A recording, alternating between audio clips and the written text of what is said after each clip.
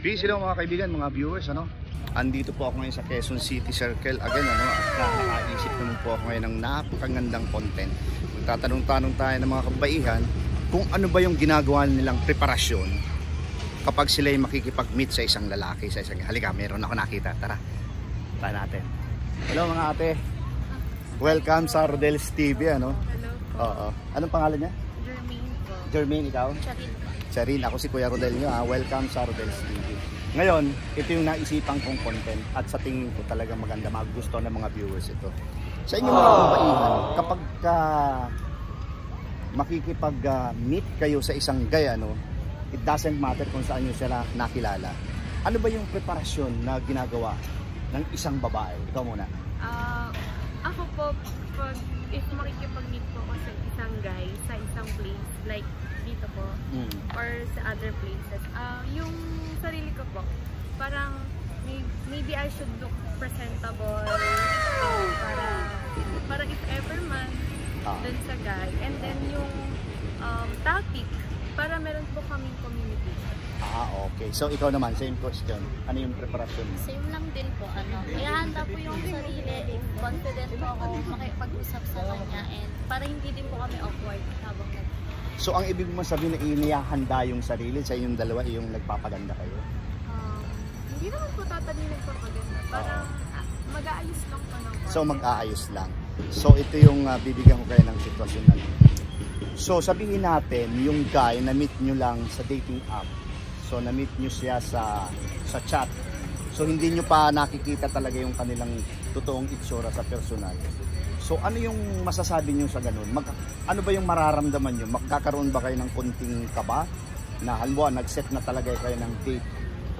Sige nga. Siyempre po, kakabahan. Kasi siya, for the first time mo pa lang naman po siya makikita personally. Siyempre, magsiset ka pa rin naman po ng boundaries and limitations sa sarili mo. Kapag once na makipag-meet ka sa isang guy, hindi mo naman po talaga personally kilala at makalala mo lang siya through para iwas na rin po sa mga unusual na mangyayari. Ikaw naman? Parang same lang din po, pero ano po, mas okay po sa akin yung kilalanin muna siya ng mas maigi bago makipagkita. Kilalanin ng mas mabuti saan? Halimbawa kung nagkakilala kayo sa FB, sa Messenger, kikilalanin siya mabuti doon bago ka makikipag-meet. So mga kaibigan, mga viewers, mga kasama natin si Bingbing Monticalvo. Si Bingbing. Anong province mo, Bing? Masbate. Uy, magkababayan tayo kasi ako Camarines no. Bicolano ka, Bicolana. Hindi, Bisaya ko, pareho kami ng salita ng Cebuano. Pero ang Masbate kasama yan sa Region 5. Di ba? Okay. Punta na ako sa ano. Tapos si Bingbing, taga Masbate, Cam Norte. So welcome again sa Rodel's TV, Ngayon, ito yung tanong ko dahil ito yung naisipan kong content, Sa inyong mga kababaihan, ano ba yung pine-prepare nyo sa inyong sarili kung makikipagkita kayo o makikipag-meet kayo sa isang lalaki? Ako, dahil wala pa naman akong jowa ngayon, siguro yung magpaganda ka, tingnan mo yung katawan mo, kung okay ba, or yung pag-aayos mo ng mga damit, kung okay ba. Kasi natural yan sa babae, magpaganda, magpasiksi, para yung, alam mo na yung yung feeling na yung lalaki sa'yo lang titingin, hindi na maghanap ng iba. Yung ganun. Kasi alam mo naman sa mga lalaki ngayon, hindi naman lahat babaero. At tinitingnan nila. Pero sabi nung iba, babaero, mas mahirap daw kung maging lalakero. Sa bagay, tama yan. Tama yan. Kasi sa panahon din natin ngayon, marami ng ganyan. Pero, wala namang masama pag lalaki. Wala namang masama nun. Kasi mas nakakilig pa nga yun Para sa babae, lalaki Sa totoo lang. Ito, yung pangalawa kong tanong halimbawa, yung lalaki na yan, nakilala mo lang siya sa FB Messenger, o nakilala mo lang siya sa chat, o nakilala mo lang siya sa dating app. So ano yung pakiramdam mo kung nag-fix na kayo ng usap na magkikita kayo sa ganitong lugar? Meron ka bang mararamdamang konting kaba, takot, o ano yung para sa iyo? Sa akin, takot. Takot. Kasi hindi mo pa siya kilala na lubusan Tapos magkita kayo na kayo lang dalawa. Gusto ko, pag magkita kami, may kasama ko. Okay. Kasi mahirap na. Kasi sa panahon ngayon, maraming mga issue na, di ba? Alam mo na. Mahirap sama ka agad. Bago mo lang kakilala yon. Di magpasama ka ng kasama mo. Na anuhin mo na, kakilani mo kung seryoso ba siya, o wala ba siyang sabit, o malinis ba yung ba niya. Kasi alam mo naman. Mas mabuti talaga yung ganyan. Pasiguro lagi. Mga kaibigan, mga viewers, eto po, nagawi po ako dito sa Dolomite Beach, dito sa aking content. Halika, lapitan natin sa akin. Hello ate. Anong pong pangalan nila? Michelle po. Michelle. Anong province? Bulacan. Hindi pala. Alae pala Batanggay niya yan. Pero sa inyo may punto rin, di ba? Si Bertawa Marcelo. Okay, yan po, pinarelax ko lang si ate. Welcome sa Rodel's TV. Ako si Kuya Rodel. Ngayon, ito yung naisip ko ng content at sa tingin ko talagang maganda naman talaga.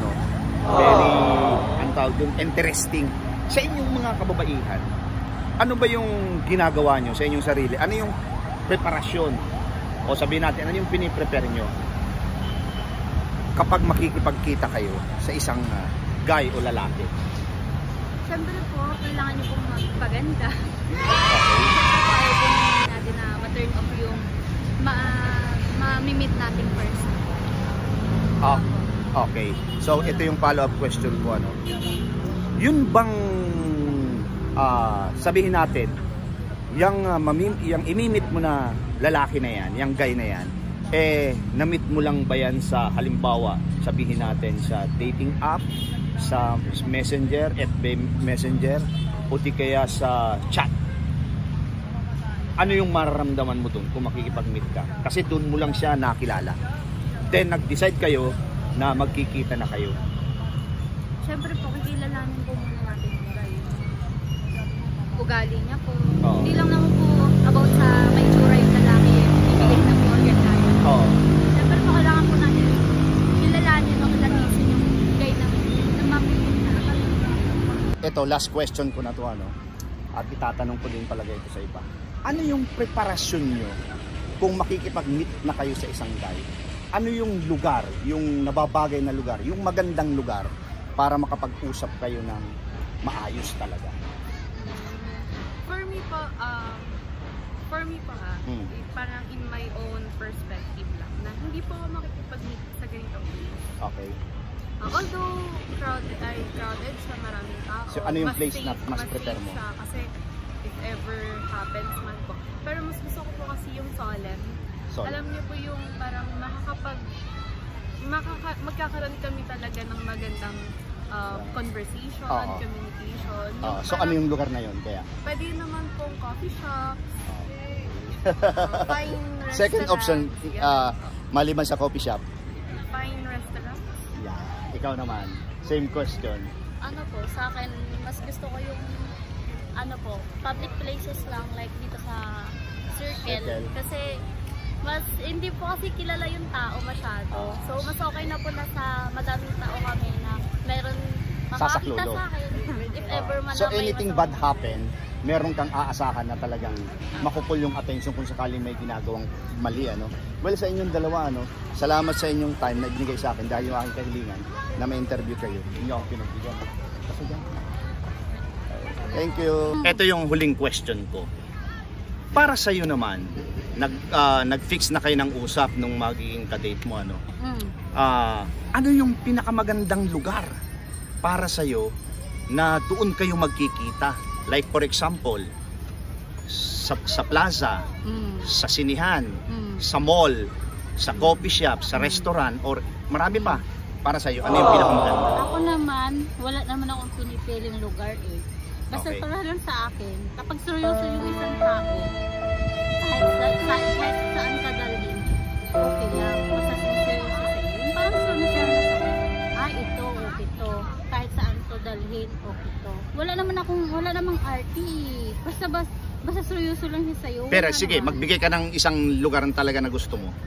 Isang lugar na gusto ko. Oo, yung makakapag-usap kayo ng maayos. Siguro sa pamilya ko. Ha? maririnig nila yun. Ibig sabihin, Hindi, yung kayong dalawa lang. Iba yung lugar iba yung lugar, iba din yun. Mas maganda, pag magkita kayo, dalhin mo agad sa bahay mo.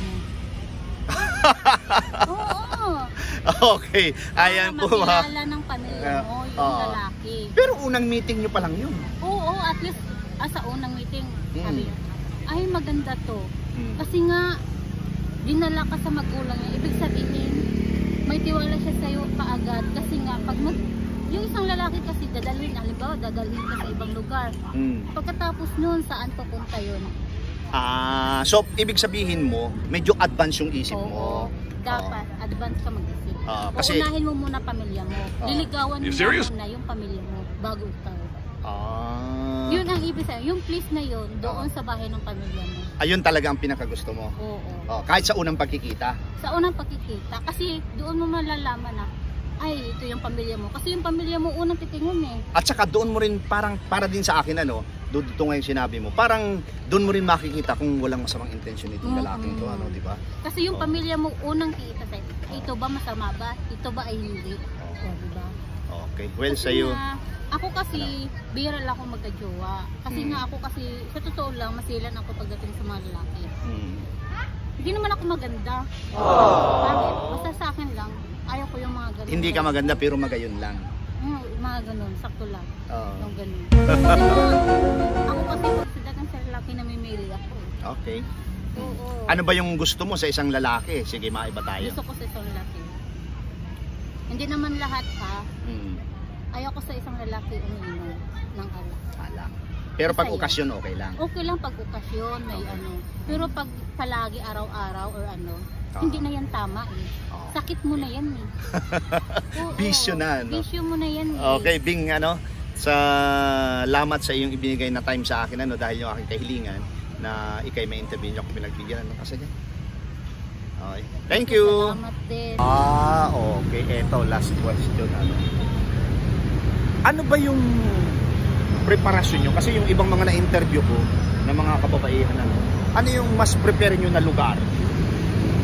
Na best places na makikipagkita ka sa isang lalaki? Yung para sa iyo lang, ano ba yun? Siyempre po yung nice place po na like? Halimbawa po, dadalhin kami sa restaurant.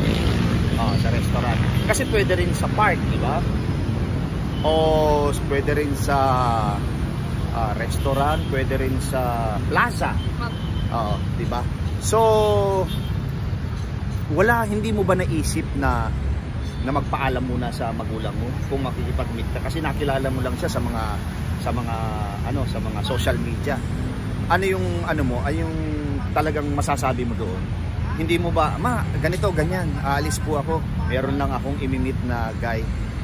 Sasabihin mo ba sa kanya o magpapaalam ka lang as regular lang, may pupuntahan lang ako, ganito, ganyan?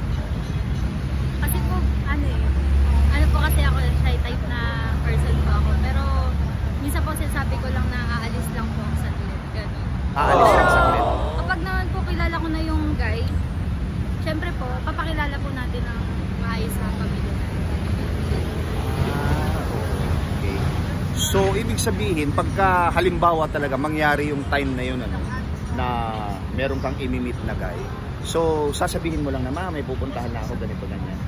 Kasi meron akong ibang mga na-interview. Ano din po kasi ako, nag-update din po ako. Nag-update ka rin? Kung nasaan? Po ako. Good. Yun ang ilan na ba edad mo ngayon?